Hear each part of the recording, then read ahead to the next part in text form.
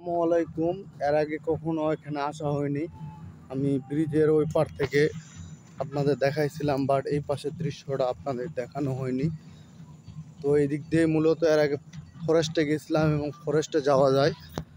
তো আমি আত্রাই নদীর পাড়ে আছি, আর এখান থেকে নদীর ভিউটা অসম্ভব সুন্দর। যদিও সূর্য পূজার ভিডিও সংগ্রহ করতে গিয়ে এই সেই আত্রাই নদী, এখান থেকে সত্যিই নদীটা দেখতে সুন্দর লাগে।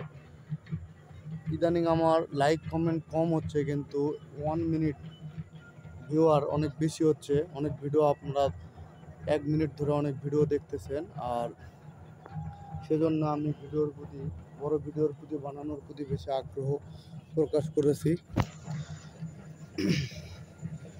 আর এই বর্ষার দিন বিশেষ করে এই পাশের দৃশ্যটা আসলে দেখতে বেশি সুন্দর লাগে।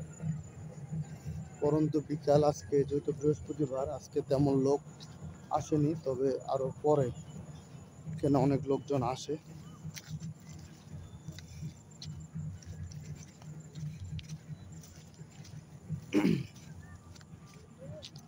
তো অবশ্যই পরবর্তীতে আবার ভিডিও শেয়ার করা হবে।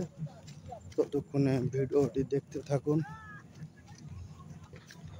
কালকে সময় মিলবে না, এই জন্য আমি আপনাদের ফরেস্টটা দেখাতে চাই। আর উপর থেকে নদীর ভিউটা কত সুন্দর সেটাও দেখানো হলো।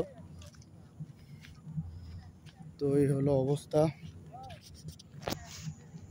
শুক্রবার করে ওই সাইডে বেশি আড্ডা দেওয়া হয়, আর ওই সাইডের বেশি ভিডিও আপনাদের সাথে শেয়ার করা হয়েছে। আর নদীর এপার, যদিও এটা শীতকাল চলে আসছে, এই জন্য নদীতে পানি কম। আর এই গাছগুলা দেখতে সেই সুন্দর লাগে তখন ভরা মৌসুমে আর কি। আমি আজকের যাত্রা হলো ফরেস্ট পর্যন্ত। ফরেস্টে আমি ব্রিজের কাছে গিয়ে উঠবো, তখন আরেকটা ভিডিও দেওয়া হবে। এখন আজকের ভিডিওটা আপনাদের কাছে কেমন লাগলো অবশ্যই একটা কমেন্ট করবেন। আর আজকের আকাশটা অবশ্যই স্পেশাল ছিল, যদিও একদম সন্ধ্যা হয়ে গেছে দেখে বোঝা যাচ্ছে না। তো এই হলো অবস্থা। আপনারা ভিডিওটি লাইক, কমেন্ট এবং শেয়ার দেবেন বেশি বেশি, কারণ আমি ফরেস্টের মধ্যে প্রবেশ করতেছি। এই ভিডিওতে ভালো সাড়া পেলে অবশ্যই ফরেস্টে গিয়ে আপনাদের সাথে ভিডিও শেয়ার করা হবে। নদীর এই পাশের জায়গাগুলো সত্যি অনেক সুন্দর।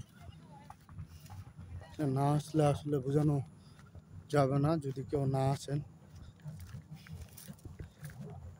তো নদীর কিনার পার হয়ে একদম চলে যাচ্ছি ফরেস্টের দিকে, সেটা আলাদা একটা ভিডিও।